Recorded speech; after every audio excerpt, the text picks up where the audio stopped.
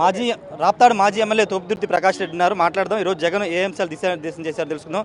Sir ఏంటి sir Nara Lokesh red book ధీటుగా ఒక వైసీపీ డిజిటల్ బుక్ తీసుకురాబోతుందని తెలుస్తుంది. ఈ సమావేశంలో అంశం గురించి జగన్ మీకు ఇది చెప్పారంట.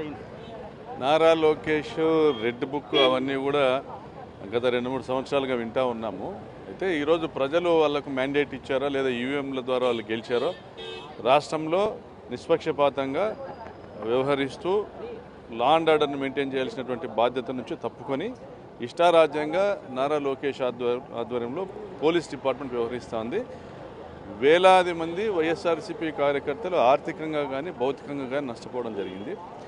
ఆ విధంగా నష్టపోయినప్పటికీ కూడా పోలీస్ యంత్రాంగం కేసు నమోదు చేయనటువంటి పరిస్థితి ఉంటే అటువంటి వారు ఈ డిజిటల్ డైరీలో ఈ యాప్లో తమకు జరిగినటువంటి అన్యాయమో అవమానమో వాటి వివరాలను పొందుపరిచేదానికి అవకాశం ఇచ్చారు.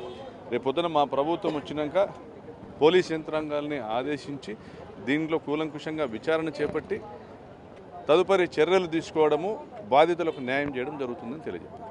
అంటే లోకేష్ రెడ్ బుక్కి కావాలనే ఇప్పుడు డిజిటల్ బుక్ తీసుకొచ్చారా ఏంటి సార్ దాని గురించి?